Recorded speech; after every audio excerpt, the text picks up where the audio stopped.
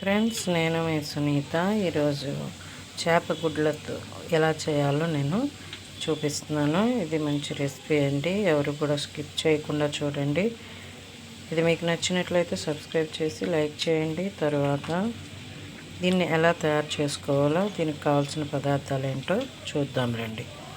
చేప గుడ్లు 2 గుడ్లు, సాల్ట్, కారం, కొంచెం అల్లం వెల్లుల్లి పేస్ట్, కొంచెం మసాలా. ఇప్పుడు ఎలా కలుపుకోవాలో చూద్దాం. క్లాత్ తీసుకోండి, గుడ్లు క్లాత్లో కట్టుకోండి. ఇంత ముందే నేను చేస్తానండి, ఆ వీడియో మిస్ అయ్యింది, మీకు ముందు చూపిస్తున్నాను. ఈ క్లాత్లో ఇలాగా ఈ గుడ్లు అన్నీ వేసుకొని క్లాత్ని మూట కట్టుకోవాలి. ఇలా క్లాత్లో వేసుకొని కట్టుకోవాలి. ఒక బాండీ తీసుకొని దానిలో ఫుల్గా నీరు వేసుకొని ఉప్పు వేసుకొని మరగబెట్టుకోవాలి. బాగా తలతలు మరగబెట్టిన తర్వాత ఈ యొక్క కట్టి ఉంచాం కదండి చేప గుడ్లు, వాటిని దీంట్లో డిప్ చేసి ఉంచాలి.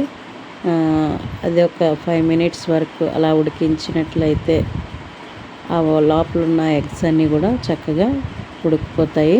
ఎగ్స్కి సాల్ట్ చక్కగా పడుతుందండి. ఆ చేప ఎగ్స్ ఉన్నాయి కదండి, అవి పక్కకు మనం తీసేయాలి.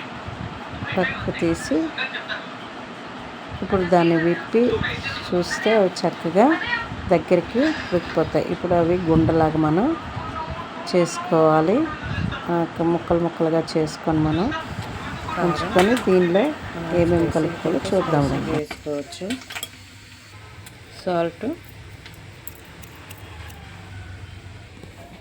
కొంచెం అల్లం వెల్లుల్లి పేస్ట్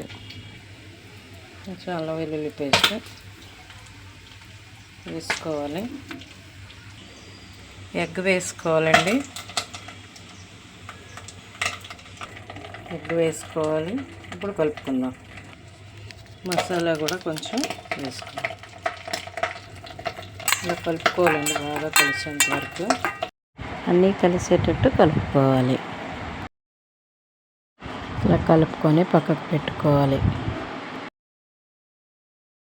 ఇప్పుడు ఒక కళాయి పెట్టుకొని దానిలో నూనె వేసుకొని ఈ విధంగా మనము వాటిని వేసుకొని వేపుకోవాలి.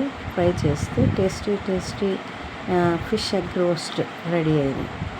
మీకు నచ్చినట్లయితే సబ్స్క్రైబ్ చేయండి, లైక్ చేయండి, షేర్ చేయండి, కామెంట్ చేయండి. Thank you.